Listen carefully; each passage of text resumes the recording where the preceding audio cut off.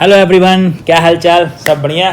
आज हम लोग गवर्नमेंट अकाउंटिंग के चैप्टर 3 का पार्ट 2 देखेंगे। इसमें जनरल प्रिंसिपल्स के बारे में बताया गया है, जैसे कि गवर्नमेंट अकाउंट, जो गवर्नमेंट को मनी रिसीव होती है वो कैसे बैंक में पेमेंट होती है, या गवर्नमेंट के अपने डेली पे एंड अलाउंसेस कैसे पेमेंट होते हैं और किस प्रकार से अकाउंट ओपन किए जाते हैं, ये सारी डिटेल इसमें रहेगी। हम लोग स्टार्ट करते हैं। इसका पहला पॉइंट ये कह रहा है कि गवर्नमेंट को मनी रिसीव होती है, उसको बिना किसी डिले के, विदाउट अनडू डिले आपको जो है एक्रेडिटेड बैंक में डिपॉजिट करना पड़ता है। एक्रेडिटेड बैंक क्या है वो आपको जो है फर्स्ट वीडियो में आई थिंक मैंने बताया हुआ है, आप जाके देख सकते हैं। ठीक है, money receive should not be utilise directly to expenditure. कोई भी गवर्नमेंट की जो मनी रिसीव हो रही है वो रिसीविंग का अलग केस है, वो रिसिप्ट में जाएगा, लेकिन जो एक्सपेंडिचर है वो किया जाएगा वो उस रिसीविंग से नहीं किया जाएगा। एक्सपेंडिचर के लिए हर एक हेड में अलग अलग एक्सपेंडिचर का बजट आता है, उसी बजट के अकॉर्डिंग उसी हेड से आपको एक्सपेंडिचर करना है। लेकिन कुछ ऐसे डिपार्टमेंट हैं एक्सेप्शंस में जो अपने रिसिप्ट को भी यूटिलाइज कर लेते हैं एक्सपेंडिचर में, वो होता है आपका फॉरेस्ट डिपार्टमेंट। ठीक है, तो एग्जांपल में आपको ये याद रखना है कि फॉरेस्ट डिपार्टमेंट है वो जो government money forest department receive करता है उसको यूटिलाइज करता है अपने एक्सपेंडिचर में। फोर्थ पॉइंट क्या है? Normally money receive and paid into accredited bank. जो भी मनी रिसीव होती है वो पेड कर दी जाती है एट लास्ट जो है एक्रेडिटेड बैंक में। उसमें जो अकाउंट होता है गवर्नमेंट का वो रिप्रेजेंट करता है, इस प्रकार से कंसोलिडेटेड फंड के अकाउंट को रिप्रेजेंट करता है। ठीक है, बट इन स्पेशल केस, कुछ स्पेशल केस में क्या होता है कि कभी कभी गवर्नमेंट ऑथराइज करता है कि उसको कंसोलिडेटेड फंड ऑफ इंडिया को रिप्रेजेंट करने वाले अकाउंट में जमा करके कि दूसरे अकाउंट में जमा किया जाए। ठीक है, कुछ केसेस होते हैं, उस केस में ऐसा ऑथराइज किया जाता है कि आपको उस particular consolidated fund of India को जो रिप्रेजेंट करने वाला अकाउंट है उस अकाउंट में जमा करके किसी दूसरे अकाउंट में जमा करना है। तो वो ऑथराइज करने के पहले उसकी कंडीशंस क्या होगी, किस मैनर में उसको डिपॉजिट करना है, टर्म्स एंड कंडीशन क्या है, वो गवर्नमेंट जो है कंसल्टेशन कर लेगा CAG से, तब उसको ऑथराइज करेगा। एक पॉइंट आप हमेशा याद रखिएगा कि किसी भी प्रकार के terms and conditions, manner, form, ये डिटेल्स के लिए आपको हमेशा कंसल्टेशन करना पड़ेगा CAG से। लेकिन जब हम अकाउंट्स के बारे में ओपन बात करें, कोई नया अकाउंट ओपन करना है तो फाइनेंशियल एडवाइजर या फिर आपको CAG से बात करनी पड़ेगी। ठीक है, नेक्स्ट पॉइंट देखते हैं कि money can be withdrawn from government account by cheque issued by the DDO, cheque drawing DDO।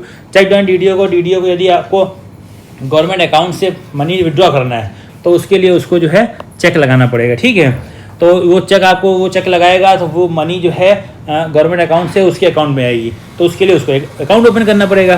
तब फिर DDO जो है एक अकाउंट ओपन करता है। कहाँ पे अकाउंट ओपन करता है? जो स्पेसिफाइड बैंक होती है, एक्रेडिटेड बैंक होती है, उसके ब्रांच में वो अपना अकाउंट ओपन करता है। ठीक है, अब उसको अकाउंट ओपन करना है तो उसके लिए वो फाइनेंशियल एडवाइजर उसको एडवाइस करेगा, और फिर वो किस तरीके से अकाउंट ओपन करना है, क्या उसकी कंडीशंस रहेंगी, वो कंसल्टेशन कर लेगा वो CAG से कंसल्टेशन कर लेगा फाइनेंशियल एडवाइजर, और फिर वो बता देगा, तब जाकर वो अपना अकाउंट ओपन कर सकते हैं। ठीक है, तो अकाउंट ओपन करना है तो CAG टर्म्स एंड कंडीशन की बात करनी है, कैसे डिपॉजिट कैसे पेमेंट करना है, तो फिर टर्म्स एंड कंडीशन के लिए आपको फिर CAG से कंसल्टेशन करना पड़ता है। ठीक है, नेक्स्ट पॉइंट है आपका होता क्या है कि कभी कभी कि कोई भी एम्प्लॉई है वो ट्रांसफ़र से एक डिपार्टमेंट से दूसरे डिपार्टमेंट जाता है, या डेपुटेशन में एक डिपार्टमेंट से दूसरे डिपार्टमेंट आता है, तो उसको क्या करता है LPC जो है मिलती है। जैसे मान लीजिए डिपार्टमेंट A है, उस डिपार्टमेंट A से वो B में गया, तो जो A का जो DDO है वो उसको प्रीवियस ऑफिस वाला जो DDO है वो उसको LPC यानी लास्ट पे सर्टिफिकेट इशू करेगा। ठीक है, वो लास्ट पे सर्टिफिकेट किसके पास आएगा? डिपार्टमेंट B के पास आएगा। उसके बेस पर ही उसको जो है पे एंड अलाउंसेस पेमेंट किया जाएगा। ठीक है, इसका एक्सेप्शन क्या है? फर्स्ट अपॉइंटमेंट के पास तो कोई DDO ऐसा पहले था नहीं कि जो उसको लास्ट पे सर्टिफिकेट दे, तो उसका पेमेंट ऐसे कर दिया जाता है। नेक्स्ट पॉइंट है officer who is authorised to cash handling and perform function of DDO should maintain cash book. जो भी ऑफिस में डिपार्टमेंट में एक ऑफिसर ऑथराइज किया जाता है कैश हैंडलिंग के लिए और DDO का फंक्शन परफॉर्म करने के लिए, उसको एक कैश बुक मेंटेन करनी पड़ती। ठीक है, monetary transaction recorded in cash book. जितने भी मॉनेटरी ट्रांजैक्शन हैं, कैश से रिलेटेड ट्रांजैक्शन हैं, चेक है, ट्रैक कैश है, मॉनेटरी ट्रांजैक्शन है, मनी इन्वॉल्व है, वो कैश बुक में रिकॉर्ड किया जाता है। एज सीन एज दे अकर, जैसे ही वो अकर होते हैं तुरंत उसको जो है रिकॉर्ड कर दिया जाता है। Eight the end of the month verified cash balances in cash book by the head of office और नॉमिनेटेड गेस्टेड ऑफिसर। एक हेड ऑफ ऑफिस खुद करेगा या कोई एक गेस्टेड ऑफिसर को नॉमिनेट कर देगा जो कि मंथ एंड में कैश बैलेंसेस को, कैश बुक के कैश बैलेंसेस को वेरीफाई करेगा। ठीक है, और एक सर्टिफिकेट रिकॉर्ड करके देगा कि ये पूरा वेरीफाइड हो गया है। तो वेरीफाइड विद पेन स्लिप चालान। अब कैसे वेरीफाइड करेगा? जो भी वहाँ पे एंट्री होगी रिसीव की और पेमेंट की, उसका स्लिप्स और चालान से वेरीफाई करेगा, और attested by the head office, और फिर उसको अटेस्ट कर देगा। वही हेड ऑफिस जो भी वेरीफाइड करेगा वही उसको अटेस्ट कर देगा, या नॉमिनेटेड गेस्टेड ऑफिसर होगा वो उसको अटेस्ट कर देगा। ठीक है, पहले तो कैश बुक में कोई ओवर राइटिंग करनी नहीं है, अवॉइड करना अवॉइडेबल होता है। लेकिन यदि कोई ओवर राइटिंग हो गई तो हेड ऑफ ऑफिस को या जो भी नॉमिनेट गेस्टेड ऑफिसर वो ऑनली इनिशियल करेगा वहाँ पर, ठीक है। कैश बुक में ओनली इनिशियल होगी, कैश बुक के जो कॉलम्स है वो छोटे छोटे होते हैं, फुल सिग्नेचर का उसमें स्पेस नहीं होता है, तो इसलिए वो इनिशियल करेगा। The officer who is authorise to handle government money should not be allowed to handle non government money. जो ऑफिसर को गवर्नमेंट मनी हैंडल करने के लिए अलाउ किया गया है वो नॉन गवर्नमेंट मनी को अलाउ नहीं किया जाएगा उसको हैंडल करने के लिए। लेकिन स्पेशल सैंक्शन यदि मिल गया हेड ऑफ ऑफिस के द्वारा तो फिर वो नॉन मनी को भी अपना जो है हैंडल कर सकता है, लेकिन उसके लिए क्या करेगा, एक सेपरेट अकाउंट ओपन करेगा, ठीक है। Government money kept in safe, हाँ, जो सेपरेट अकाउंट ओपन कर लेगा उसके बाद खत्म हो गई। अब फिर गवर्नमेंट मनी की बात करते हैं। तो गवर्नमेंट मनी जो है वो सेफ कस्टडी में रखी जाती है। वो सेफ कस्टडी के कितने 2 लॉक्स होते हैं, उन 2 लॉक्स की जो कीज होती है वो अलग अलग पर्सन के पास रहती है, डिफरेंट पर्सन के पास में वो कैप्ट अपार्ट विद, अलग अलग पर्सन के पास में, किसी एक के पास एक की, दूसरे के पास दूसरी की, ताकि क्या ना हो, अनऑथराइज एक्सेस ना हो, ठीक है। कैप्ट अपार्ट विद होता है, ओके। अब गवर्नमेंट रिसिप्ट में क्या देख लेते हैं, गवर्नमेंट रिसिप्ट होती है, एंट्री होती है कैश बुक में, कोई भी गवर्नमेंट रिसिप्ट हुई उसकी कैश बुक में एंट्री हो गई। फिर इसके बाद जब एंट्री हो गई तो फिर एक रिसिप्ट जो है दे दिया था, रिसीविंग होता है ना, रिसीविंग दे देते हैं कि हाँ हमने रिसीव कर लिया, ये लीजिए आप रिसीविंग। जो रिसीविंग दी जाती है, रिसिप्ट दी जाती है, उसमें अमाउंट जो है फिगर और वर्ड्स दोनों में रहता है। उसके बाद उसको ड्यूली साइंड एंड स्टैम्प कर दिया था उस रिसिप्ट में, ठीक है। When recoveries are made as a direction from the payments, जो भी पेमेंट करना, मान लीजिए कोई रिकवरी करनी है और उसी एम्प्लॉय को हमको पेमेंट करना है, तो उसी पेमेंट से यदि हमने उस रिकवरी को डिडक्शन कर लिया है तो हमें रिसिप्ट की आवश्यकता नहीं हो, तो नॉर्मली हम डिडक्ट कर लेते हैं। लेकिन यदि रिक्वेस्ट की जाती है उसके द्वारा, एम्प्लॉय द्वारा, पेयर के द्वारा कि आप हमको रिसीविंग दें, तो फिर उसको रिसीविंग प्रोवाइड कराई जाती है, रिसिप्ट प्रोवाइड कराई जाती है। अगला पॉइंट है आपका बहुत इंपॉर्टेंट है, no duplicate receipt are to be issued again loss receipt. कोई रिसिप्ट यदि खो गई है तो उसकी जगह डुप्लीकेट रिसिप्ट किसी भी सूरत में आपको जो है प्रोवाइड नहीं की जाएगी। Only a certificate is made, केवल सर्टिफिकेट दिया जाएगा कि हाँ रिसिप्ट दी जा चुकी है इनको। विड्रॉल फ्रॉम गवर्नमेंट अकाउंट, अब देखिए क्या है विड्रॉल फ्रॉम गवर्नमेंट अकाउंट क्या होता है, उसके लिए बिल चाहिए होता है। किसी गवर्नमेंट अकाउंट से आपको पैसा निकालना है उसके लिए बिल चाहिए होता है। बिल का नेचर क्या है, ट्रैवलिंग अलाउंसेस से बिल है, मेडिकल का बिल है, हाउस बिल्डिंग अलाउंसेस का बिल है, पे एंड अलाउंसेस का बिल है, उसका नेचर क्या है, उसका अमाउंट क्या है, दोनों चीज़ में लिखी होनी चाहिए। Bill becomes voucher when it is pass and paid, ये मोस्ट इंपॉर्टेंट पॉइंट है कि वाउचर बिल वाउचर कब बन जाएगा, जब वो पास भी हो जाएगा, पेड भी हो जाएगा, तो वो वाउचर बन जाएगा और जाकर अलग सबमिट हो जाता है, ठीक है। A duplicate of the bill retain by the DDO as office copy, एक डुप्लीकेट बिल होता है वो ऑफिस कॉपी के रूप में डीडीओ द्वारा रिटेन कर लिया जाता है, ठीक है। बिल्स क्या है, printed form and prescribe format होता है, प्रिंटेड फॉर्म में होता है, प्रिस्क्राइब फॉर्मेट में होता है, ठीक है।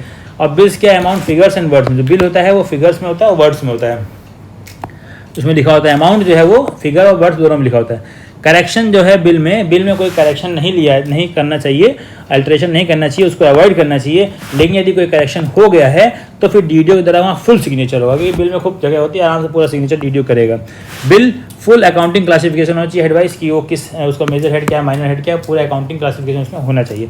पेमेंट अगेंस्ट 2 और more major head in a single bill should not be made, मतलब क्या है कि एक सिंगल बिल बनाया आपने, अलग अलग मेजर हेड का लगा दिया। आपने एक बिल बनाया उसमें आपने उसका पे एंड अलाउंसेस भी लगा दिया, टीए भी लगा दिया, मेडिकल भी लगा दिया, आप एसबी भी लगा दिया, पूरे सेक्शन का काम आपने एक ही बिल में करके पेमेंट करना चाहता, ऐसा कुछ नहीं है। हर एक हेड का अलग अलग सिंगल बिल बनेगा, ठीक है। पे बिल एक एक्सेप्शन है, केवल सिंगल पे बिल, उसमें क्या होता है कि आपका HRA अलग मिलता है, डी अलग मिलता है, तो कई उसमें बिल होता है। पे बिल इंक्लूड, उसमें ट्रांसपोर्ट अलाउंस अलग रहता है, तो pay bill include more than 1 major head pay and allowances, ठीक है, उसको केवल एक्सेप्शन में रहेगा, बाकी नहीं रहता। बिल शुड बी, अगला पॉइंट है bill should be with a copy of a sanction order, हर एक बिल में एक सैंक्शन ऑर्डर की कॉपी होनी चाहिए कि हाँ आपने ऑथराइज अथॉरिटी से, कॉम्पिटेंट अथॉरिटी से आपने परमिशन ले रखी है, सैंक्शन ऑर्डर सैंक्शन ले रखा है, ठीक है। Net payments of more than 5000 should be stamped and 5000 से अधिक है उसको स्टैम्प एक्नॉलेज किया जाएगा by the receipt unless exempt from the stamp duty, ठीक है। अब क्या है, payments to private party for work done service is render should be discharge expeditiously after due verification. कोई भी प्राइवेट पार्टी द्वारा कोई भी सर्विस दी गई है तो तुरंत उसका वेरिफिकेशन करने के बाद तुरंत उसको जो है पेमेंट कर देना चाहिए। यही कह रहा है कि service render should be discharge expeditiously, तुरंत कर देना चाहिए, ठीक है। Income tax deducted at such sources from such payment work, कोई भी पेमेंट किया जो इनकम टैक्स आपका कटना है तो उसको इनकम टैक्स वहाँ पे डिडक्ट कर लेते हैं, ठीक है।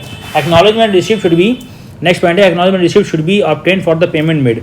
कोई भी पेमेंट किया तो उसका एक्नॉलेजमेंट रिसीप्ट ले लेंगे कि आप यहाँ पे रिसीविंग दे दीजिए कि आपको पेमेंट मिल गया है, वो रिसीविंग हम जो है वाउचर के रूप में वहाँ पे केडी के रूप में रख लेते हैं, ठीक है, की डॉक्यूमेंट्स के रूप में लगा लेते हैं बिल में, उसकी ऑफिस कॉपी में। Payments could be release directly into the bank, और जो पेमेंट है वो उसके सीधे बैंक में जाता है, कैश में नहीं देते हैं, सब कुछ बैंक में जाता है, बैंक से होता है, ठीक है। Cheque drawn in favour of, अब देखिए चेक जो है 2 प्रकार से बनता है। एक तो चेक दिया जाता है कि गवर्नमेंट ऑफिस डिपार्टमेंट को, एक डिपार्टमेंट से दूसरे डिपार्टमेंट में दिया जाता है। दूसरा चेक होता है गवर्नमेंट ऑफिसर को दिया जाता है। जब एक डिपार्टमेंट दूसरे डिपार्टमेंट में या गवर्नमेंट ऑफिसर्स को दिया जाता है तो वो जो चेक होता है नॉट नेगोशिएबल होता है, नॉट पेबल इन कैश, वो नेगोशिएबल भी नहीं होता है और उसको कैश में भी हम लोग नहीं कर सकते हैं। Creditable to government account only आता है set to be government account cheques, उस अकाउंट को गवर्नमेंट अकाउंट चेक्स बोलते हैं। लेकिन जो पेबल इन कैश होता है गवर्नमेंट ऑफिसर के पास, गवर्नमेंट ऑफिसर को दिया था, किसी एम्प्लॉय के नाम पे दिया था, तो पेबल इन कैश, वो कैश में पेमेंट कर देता है। एक्चुअली वो कैश में क्या उसके अकाउंट में आता है, लेकिन वो कहा जाता है कि वो कैश में पेमेंट हो रहा है, ठीक है। नॉट ट्रांसफरेबल चेक होता है, वो किसी दूसरे एम्प्लॉय को ट्रांसफर नहीं किया सकता है। All cheques towards the payment of government servants, pensioner, contractor, suppliers account pay ही, वो सारे के सारे चेक कैसे होते हैं, अकाउंट पे ही होते हैं, ठीक है। नेक्स्ट देख लेते हैं period of validity of cheques. तो चेक का जो पीरियड है, वैलिडिटी है, वो क्या होती है, 3 months after the date of their issue. इसमें बहुत कंफ्यूजन रहता है कि आपके बुक में मंथ ऑफ इशू लिखा हुआ है ना, मंथ नहीं, डेट ऑफ इशू से वो वैलिड रहता है, ओके। अगला पॉइंट है आपका वैलिड, ये ध्यान रखिएगा कि मंथ ऑफ इशू से 3 मंथ नहीं है, डेट ऑफ इशू 3 मंथ है, क्योंकि cheque of date of issue चलता है। Revalidation of time barred cheque by PO cheque drawing DDO is not permissible, fresh cheque will be issued in all such cases. अब ऐसा नहीं है कि तीन मंथ का जो टाइम है वो पूरा हो गया है तो जो डीडीओ है, वो पीओ है, वो उसको रीवैलिडेट कर दे, कुछ नहीं है। एक बार वो हो गया टाइम बार्ड तो हो गया, अब नया फ्रेश चेक इशू किया जाएगा, ठीक है। Time barred bill cheque record back to PO, वो receive back to PO, PO को वापस चला जाता है, वो कैंसिल्ड बाई हर सिग्नेचर, और सिग्नेचर के द्वारा जो है वो कैंसिल कर दिया था, उसको डिस्ट्रॉय नहीं किया था, not destroyed. Time barred cheque को डिस्ट्रॉय नहीं करते, उसको केडी के लिए वाउचर के रूप में, सब वाउचर के रूप में जब हम फ्रेश चेक लगाते हैं तो वाउचर और सब वाउचर के रूप में उसको ट्रीट किया जाता है, उसको डिस्ट्रॉय नहीं किया था, उसमें कैंसिल करके सिग्नेचर द्वारा कैंसिल कर दिया था, ठीक है। Facts for issuing fresh cheque should be mention, किस लिए फ्रेश चेक ओपन किया जाए, फैक्ट उसमें मेंशन रहेगा। यदि पीओ को रिटर्न नहीं होता, if not return by payee, DDO should request the payee to return and mention the reason for not return, ठीक है। वो डीडीओ रिक्वेस्ट करेगा कि आप रिटर्न कर दो, नहीं रिटर्न करो तो उसका रीजन लिखो। When cheque is not available due to loss of any other reason, कोई रीजन है, मान लीजिए लॉस्ट हो गया, किसी और कारण से वो अवेलेबल नहीं हुआ चेक, ठीक है। During the validity of the cheque, अब चेक के वैलिडिटी के दौरान डीडीओ क्या करेगा, इन्फॉर्म द बैंक, बैंक को इन्फॉर्म कर देगा टू स्टॉप पेमेंट।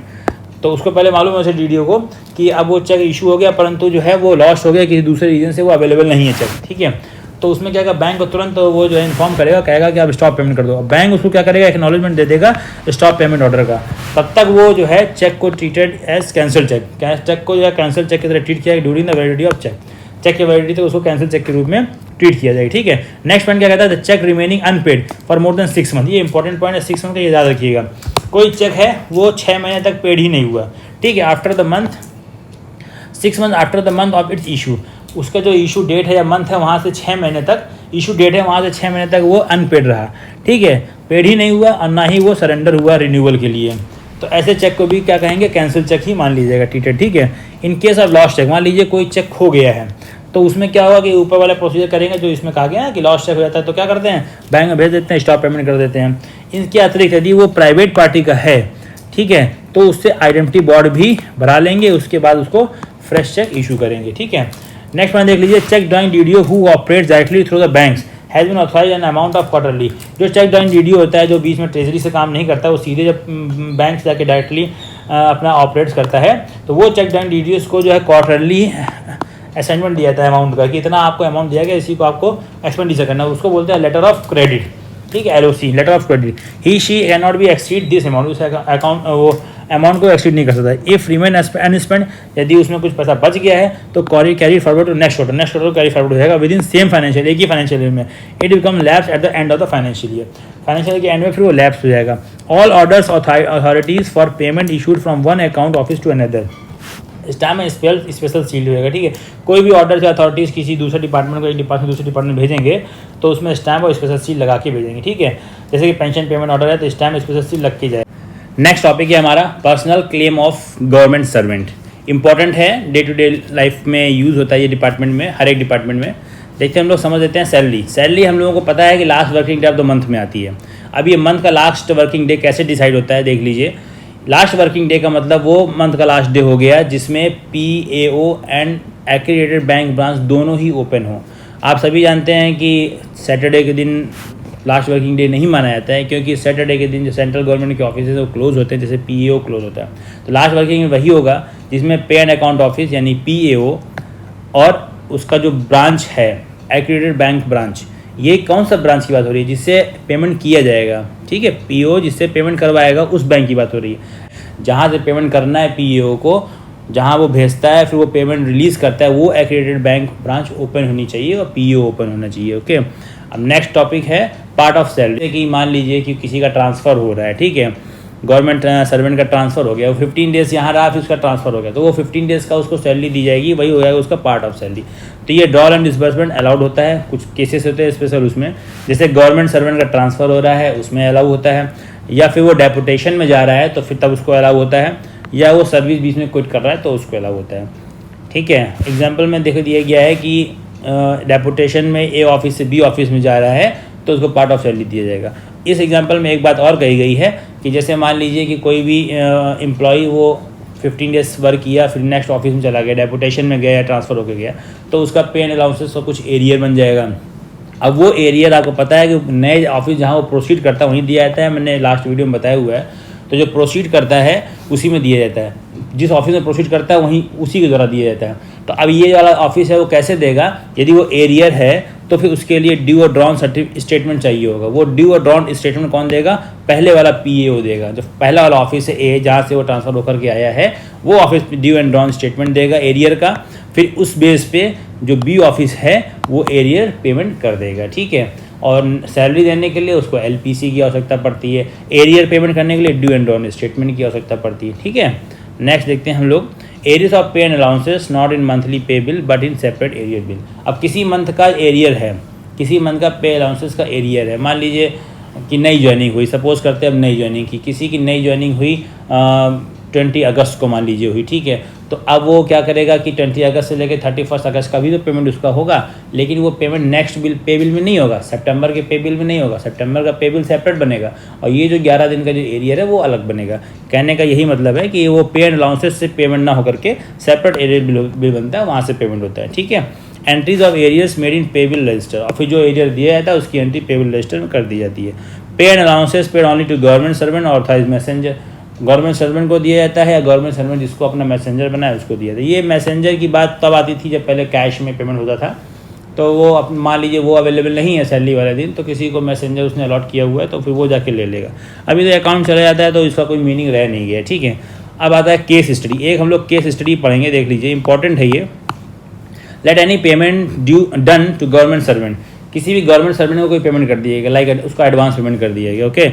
फिर बाद में मालूम चला इंटरनल ऑडिट के द्वारा या स्टैट्यूटरी ऑडिट के द्वारा कि ये जो पेमेंट किया गया है वो गलत है और इसको डिसअलाउ कर दिया गया, किसी भी रीज़न से उसको डिसअलाउ कर दिया गया। अब डिसअलाउ कर दिया गया तो गवर्नमेंट सर्वेंट से वापस उसकी रिकवरी होगी। वो उस पे बिल का 1/3 से ज़्यादा नहीं होना चाहिए एक बार में, ठीक है। जैसे भी रिकवरी करना है तो जो पे बिल है उस पे बिल का, उसके पे बिल का 1/3 से ज़्यादा नहीं होना चाहिए, not exceeded of the 1/3 of the her pay. अब क्या देखिए, हाँ कुछ एक्सेप्शंस होते हैं जिसमें 1/3 से ज़्यादा भी रिकवरी की जाती है। वो कंडीशंस क्या होते हैं, पहला कंडीशंस ये है कि जो एम्प्लॉय है वो खुद ही कह दे, रिसीविंग दे दे कि आप एक्सेस अमाउंट में रिकवरी कर सकते हैं, तो फिर वो रिकवरी कर ली जाएगी।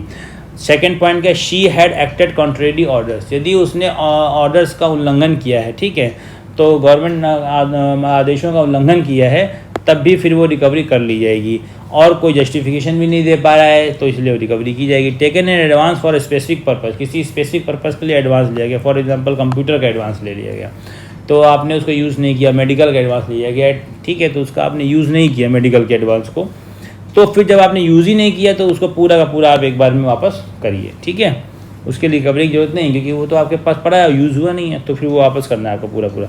The recovery of a sum disallowed from pay bill may be made from the next bill. देखिए अब ये कौन से सम की बात कर रहा है, recovery of sum disallowed from, अभी जो ऊपर हम लोग बता रहे थे कि कोई पेमेंट किया गया है गवर्नमेंट सर्वेंट को, उसको डिसअलाउ कर दिया गया, तो यही कह रहा है कि जो सम डिसअलाउ किया गया है और जिस मंथ में डिसअलाउ किया गया है उस मंथ से वो नहीं कटेगा, और वो नेक्स्ट जो है पे बिल जो बनेगा, नेक्स्ट जो पे बिल बनेगा वहाँ से वो डिडक्ट होगा रिकवरी, ठीक है। अगला क्या, sum disallowed from a travelling allowance, मान लीजिए ट्रैवलिंग अलाउंस का कुछ सम था उसको डिसअलाउ किया गया, तो उस मंथ का या वो उस ट्रैवलिंग अलाउंस से उसको जो है नहीं काटा जाएगा, नेक्स्ट जो रिकवरी नहीं की जाएगी, बट जो next payment of TA bill होगा, नेक्स्ट जो टीए बिल आएगा, ट्रैवलिंग अलाउंसेस बिल आएगा, उससे जो है उसका पेमेंट किया जाएगा, या फिर उससे रिकवरी की जाएगी, या फिर उससे कैश में ले लिया जाएगा। यदि दोनों संभावनाएं नहीं बनती हैं, मतलब नेक्स्ट बिल से लेने की या कैश में लेने की संभावना नहीं बनती है, या तो फिर क्या करना होगा, नेक्स्ट टीए बिल से इसलिए नहीं बनेगी, उसका एक टाइम पीरियड होता है। टीए बिल, वैसे तो इसका नियम ये है कि next payment of TA bill ये बिल के नेक्स्ट ये बिल से पेमेंट कर दिया जाएगा। इसका ये देखिए फिर से हम देखते हैं। नेक्स्ट पॉइंट है a sum disallowed from a travelling allowance bill. Travelling allowance bill से कुछ सम को डिसअलाउड किया गया है, तो फिर अब आपको इसको रिकवरी करनी है, ठीक है। तो उस टीए बिल से रिकवरी नहीं होकर के नेक्स्ट टीए बिल से होगी, ठीक है। नेक्स्ट टीए बिल यदि नहीं आता विद इन अ मंथ, 1 महीने के अंदर नहीं आता कोई नेक्स्ट टीए बिल, तो फिर उसके पे बिल से रिकवरी कर ली जाएगी या फिर कैश से रिकवरी कर ली जाएगी। Okay, next TA bill with in a month आना चाहिए तो उससे करेंगे हम लोग, नहीं आता विद इन अ मंथ तो फिर हम लोग पे बिल से कर लेंगे और या फिर इन कैश कर लेंगे। ओके, नेक्स्ट देखते हैं हम लोग deduction related to provident fund, income tax, due of cooperatives और अदर ड्यूज। गवर्नमेंट सब में कुछ ड्यूज़ करते हैं, जैसे कॉपरेटिव से कोई लोन लिया हो तो उसका ड्यूज़ कट रहा है, या कोई अदर लोन है तो उसका ड्यूज़ कट रहा है, या इनकम टैक्स कट रहा है, या प्रोविडेंट फंड वगैरह कट रहा है। तो इनके लिए किसी भी अटैचेबल की आवश्यकता नहीं होती कि केडी लगाएंगे उसके बाद ही हम काट सकेंगे ना, इसलिए non attachable portion of the government salary का नॉन अटैचेबल पोर्शन होता है। बट यदि इनके संबंध में कोई कोर्ट ऑर्डर लगा है तो उस कोर्ट ऑर्डर को जरूर ही इसमें अटैच किया जाएगा। It is responsibility of officer who receive that order, जिसने वो ऑर्डर रिसीव किया उसी की रिस्पॉन्सिबिलिटी है इसको बताना। पे and allowances drawn for, next point है pay and allowances drawn for the day of the government servant death. Actual में देखिए अभी मैंने बताया था कि कोई व्यक्ति जो ट्रांसफ़र होता है या कुछ भी उसका रीज़न रहता है, उसमें से एक रीज़न डेथ भी है। कोई गवर्नमेंट सर्वेंट किसी दिन डेथ हुई उसकी, तो for the day of the government servant death उस दिन तक की उसको सैलरी मिलेगी। आवर्स मतलब नहीं है कि फॉरनून है या आफ्टरनून है, पूरे दिन की उसको सैलरी मिलेगी, ठीक है। अब उसको कोई एरियर पेमेंट करना है तो उसके लिए किसी भी लीगल अथॉरिटी की आवश्यकता नहीं है। सिंपली जो हेड ऑफ डिपार्टमेंट यदि बता दे कि हाँ डेथ हो गई है तो फिर उसको जो है एरियर दे दिया जाएगा। आइडेंटिटी बॉन्ड क्या है? ये भी भरवाया जाएगा डेथ के केस में, आइडेंटिटी बॉन्ड भरवाया जाएगा तब फिर पेमेंट किया जाएगा। वो भी इसका लिमिट कितना रहता है? 5000 से अधिक है तो आइडेंटिटी बॉन्ड भराया जाएगा और हेड ऑफ डिपार्टमेंट से इसकी अप्रूविंग ली जाएगी। ओके, नेक्स्ट देखते हैं कंटीजेंसी चार्जेस। ये बहुत इंपॉर्टेंट है कंटीजेंट चार्जेस। कंटीजेंट चार्जेस होता क्या है? देखिए इसमें एक वर्ड लिखा है कंटीजेंट चार्जेस और कंटीजेंसीज, तो आपको दो में से कोई एक ही वर्ड का यूज़ करना है, या तो कंटीजेंट चार्जेस बोल देंगे या कंटीजेंसीज बोल देंगे, दोनों की एक ही बात है, ठीक है। अब ये 5 टाइप्स होते हैं कंटीजेंसी चार्जेस के, ये आपका रूल 98 RNP में दिया गया है।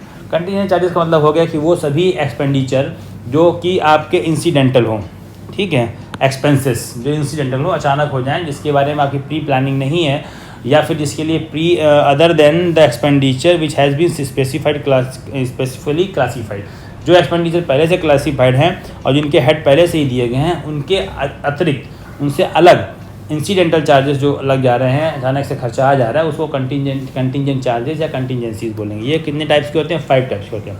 पहला टाइप है कॉन्ट्रैक्ट कंटीजेंसी। कॉन्ट्रैक्ट हम लोग समझते हैं कि ठेके पे काम करवाना, ठीक है।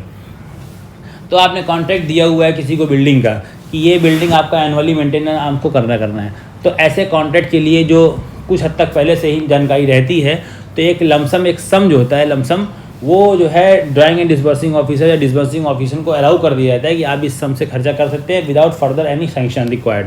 कोई दूसरा सैंक्शन की आवश्यकता वहाँ पे नहीं है, आप अपने से ही इस एनुअल जो आपको सम दिया गया है कॉन्ट्रैक्ट कंटीजेंसी से उसको आप खर्चा कर सकते हैं। ओके, अब नेक्स्ट है scale regulator contingencies. Scale regulator contingencies क्या कहता है कि आप जो काम करेंगे उसका एक स्केल डिसाइड हो। जैसे कि मान लीजिए कि एग्ज़ाम की बुक आपको एग्ज़ाम की जो है आंसर शीट आपको चेक करनी है, तो एक स्केल दे दिया गया कि इतने आंसर शीट पे आपको ये अमाउंट मिलेगा, तो वो स्केल रेगुलेटेड कंटीजेंसी से उसका खर्च किया जाएगा। ओके, स्पेशल कंटीजेंसीज क्या होगा? स्पेशल कंटीजेंसीज में क्या होगा कि उसमें प्रीवियस सैंक्शन की बहुत रिक्वायरमेंट होती है, क्योंकि वो स्पेशल है और इसमें इसमें जो है प्रीवियस सैंक्शन की बहुत आवश्यकता होती है सुपीरियर अथॉरिटी की, क्योंकि इसमें एग्जांपल में क्या परचेज ऑफ फर्नीचर और क्या इक्विपमेंट व्हीकल। तो आपको लगता है कि यदि इसको कॉम्पिटेंट अथॉरिटी से हम नहीं अप्रूवल लेंगे और ऐसे फर्नीचर ले आएंगे तो दुरुपयोग होगा गवर्नमेंट मनी का, है ना, इसलिए ये स्पेशल सैंक्शन में आता है। ओके, तो काउंटर साइन कंटीजेंसीज में क्या होता है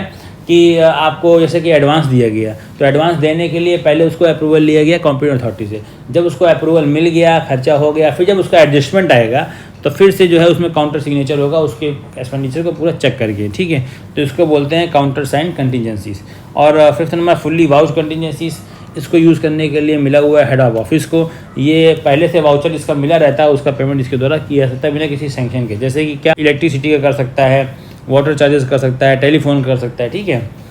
purchase of stores, payment for purchase of stores, होता क्या है कि मान लीजिए स्टोर से आप कुछ आपने सामान मंगाया अपने स्टोर के लिए, तो उसने सप्लाई कर दिया आपको सामान, साथ साथ वो आपको रिसिप्ट भी देगा, प्रॉपर रिसिप्ट देगा, ठीक है। Only after proper receipt the supplies payment prior to actual receipt, तो जो रिसिप्ट देगा उसकी बेस पे उसका पेमेंट कर दिया जाएगा, ठीक है। In exceptional cases providing for adequate safeguard to protect government interest, यदि उसको उस समय उसके पास जो है रिसिप्ट नहीं है तो वो कुछ ना कुछ ऐसा सेफगार्ड प्रोवाइड कराएगा जिससे गवर्नमेंट इंटरेस्ट में रहे और गवर्नमेंट मनी का लॉस ना हो। वर्क्स एक्सपेंडिचर, ये इंपॉर्टेंट पढ़ लीजिए, सिंपल सा है, इसमें कुछ टफ नहीं है, इसमें वर्क एक्सपेंडिचर लेकिन इंपॉर्टेंट है। When continuous bills are drawn for petty construction, छोटे छोटे कामों के लिए यदि कंटीन्यूअस बिल्स लाया गया है या रिपेयर वर्क के लिए कंटीन्यूअस बिल लाया गया, detail showing the name of the person, तो उसमें क्या क्या रहेगा उस बिल में, सबसे पहले कि वर्क का नाम रहेगा, दूसरा सैंक्शनिंग द वर्क रहेगा, ऑर्डर सैंक्शनिंग ऑर्डर हुआ है कि नहीं हुआ, सैंक्शन अमाउंट कितना है ये सब लिखा रहेगा, and on the bill a full description of each item of expenditure, हर एक आइटम के लिए फुल डिस्क्रिप्शन रहेगा, ठीक है। कुछ भी आइटम है उसका फुल डिस्क्रिप्शन रहेगा। Showing the rates and quantity should be included, हाँ ठीक है, उसमें रेट्स क्या है, क्वांटिटीज़ क्या है, वो सब उसमें लिखा रहेगा। Payment to labourers engage departmentally should be drawn on master rolls showing names of the labourers, तो पेमेंट टू लेबरर्स इंगेज, जो भी डिपार्टमेंट में पेमेंट लेबर इंगेज होते हैं उनका मास्टर रोल बनता है, उनके उसमें क्या होता है, लेबरों का नाम रहता है और क्या होता है, नंबर ऑफ डेज रहते हैं, ठीक है, और नंबर ऑफ डेज रहते हैं, कितना उसने काम किया ये रहता है, अमाउंट ड्यू टू ईच, सबको कितना अमाउंट बचा है वो देना होता है। Payments made on master rolls must be witness, उसका अपना विटनेस होना चाहिए, certified by responsible officer, okay. Payments made on master roll में पेमेंट किया जाता है उसका एक विटनेस होना चाहिए और सर्टिफाइड होना चाहिए। Payment to suppliers and contractors are to made on the basis of measurement required in the measurement books of the work, जब कोई कॉन्ट्रैक्टर को सप्लाई किया जाता है कुछ या कॉन्ट्रैक्टर द्वारा कुछ काम किया जाता है तो उस काम का जो है मेजरमेंट रिकॉर्ड किया जाता है किसमें, मेजरमेंट बुक में, उसी के बेस पे जो है हम लोग पेमेंट करते हैं। Claims for such payments are to be prepared by the claimant themself in the prescribe bill, जो भी उसको क्लेम करना है ये कॉन्ट्रैक्टर को सप्लाई के लिए तो उसको खुद ही जो है प्रिस्क्राइब बिल में अपना क्लेम बनाना पड़ेगा। Payment is released after verifying the correction of the claim correction की वेरीफाई के बाद उसको पेमेंट को रिलीज कर दिया जाएगा। नेक्स्ट टॉपिक है आपका miscellaneous payments, bill for sums payable to Reserve Bank, कुछ बिल्स होते हैं वो रिजर्व बैंक में पेमेंट करना होता है, ठीक है। As such as bill in connection with the floatation of new loans, वो न्यू लोन से रिलेटेड होते हैं या मैनेजमेंट ऑफ पब्लिक डेट से रिलेटेड होता है। Should be counter side by an officer का काउंटर साइड होगा मिनिस्टर ऑफ फिनांस के बिफोर दे आर पेड होने से पहले। तो इसमें क्या बता रहा है कि रिजर्व बैंक जो है वो ऑथराइज है गवर्नमेंट अकाउंट से एडवांस में पैसा लेने के लिए, ठीक है। लेकिन जो ये एडवांस में पेमेंट किया जा रहा है इसके लिए रिजर्व बैंक ही रिस्पॉन्सिबल है एक्स्ट्रा पेमेंट के लिए। Advance to made are to be adjusted again the final bill of the Reserve Bank, Reserve Bank के फाइनल बिल से फिर अमाउंट को एडजस्ट कर लिया था एडवांस को, ठीक है। अब पब्लिक डेट एंड डिपॉजिट्स, यही सिंपल सी बात दी गई, जो सब्सक्रिप्शन है प्रोविडेंट फंड का और are recovered ordinary by direction from the pay bills of government servants, तो गवर्नमेंट सर्वेंट के पे बिल से प्रोविडेंट फंड जाता है, पता ही है। The responsibility of making such deductions regularly correctly as rest on the DDO, DDO के ऊपर रिस्पॉन्सिबिलिटी है कि टाइम से उसको डिडक्ट कर ले, ठीक है।